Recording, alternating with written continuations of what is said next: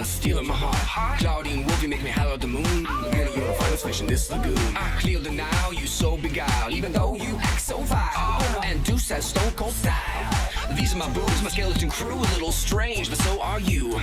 Don't you wanna be a monster too? Šioje tikrų monstrų vidurinės istorijų serijoje Toralei Stripe.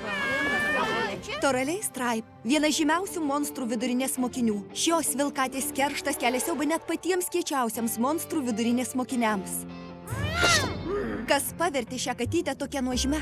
Ieškodami atsakymo, turime grįžti atgal į pačią pradžią. Ji gimė mažiausiai 6 kačiukų vadoje ir privalėjo kovoti dėl visko. Visus juos įsivaikino. Ak, Skaroldai, kokie meilučiai. Visus, išskyrus Toralei. Toralei greitai mokėsi. Ji išgyveno tik sumanumo, greičio ir klastos dėka. Bet anksčiau ir vėliau visi įkliūna.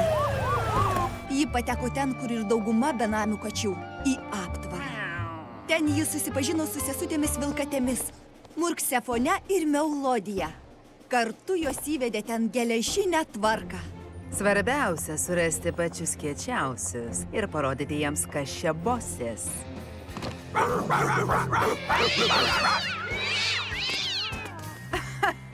Gal viskas būtų likę po senoviai, jei nebūtų pasirodžiusi tam tikra geradarė direktorė. Panelės, aš vadovauju viduriniai monstrų mokyklai. Ten jūs galėsite mokytis ir tobulėti.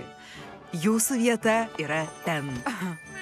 Manau, jog tai reiškia tai. Bet kad ir kokia laiminga Toralei buvo monstrų vidurinėje, senos katės įpročių nepakeisi. Gerai, taisyklės tos pačios. Surandam kiečiausius mokinius ir parodom, kas čia bosės. O tada, merginos, šią mokyklą šokdinsime mes. Tai kasgi ta Toralei, mano draugai?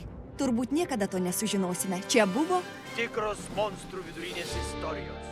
Na, ką manai? Wow, gal juokauji? Nerealiai.